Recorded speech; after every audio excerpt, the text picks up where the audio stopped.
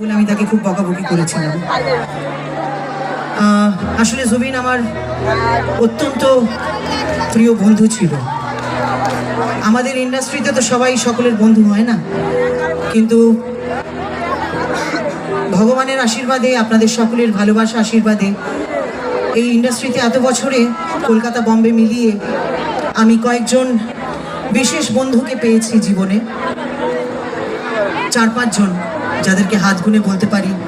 তার মধ্যে 2 জন এই পৃথিবী ছেড়ে চলে গেলেন কদিন আগে, কেকে এবং তারপরে জুবিন।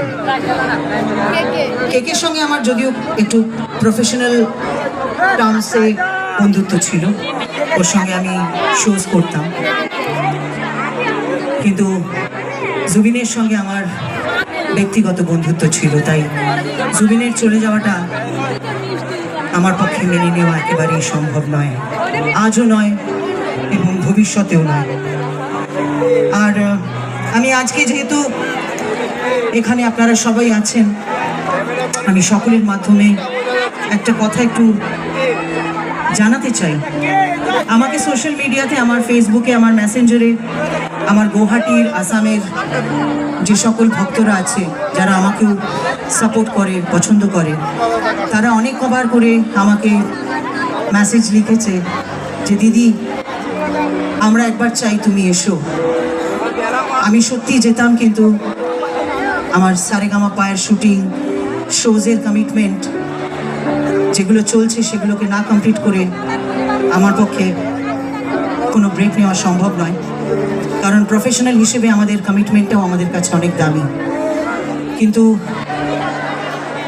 আপনাদের সকলকে বা তোমাদের সকলকে, তোমরা যারা ওকে বেসেছ, সারা পৃথিবীর লোক যারা যারা জুবিনকে ভালোবাসে, তাদের প্রত্যেকের কাছে আমি জানাতে চাই যে আমার অসমের যে বন্ধুদের মনে একটু কষ্ট হয়েছে যে বাংলা থেকে কেউ আসেনি, সামনের মাসের 10 তারিখে আমি যাচ্ছি জুবিনের সমাধিতে শ্রদ্ধা জানাতে। তাই আমি মনে করি আমি বাংলার হয়ে, বাংলার প্রত্যেকটি মানুষ এবং তার গুণমুগ্ধদের হয়ে সেই ভালোবাসা এবং শ্রদ্ধা তাকে জানিয়ে আসবো।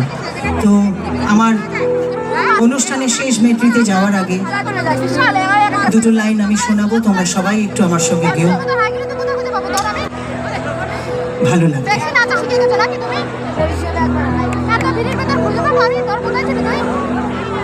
मुझे कुछ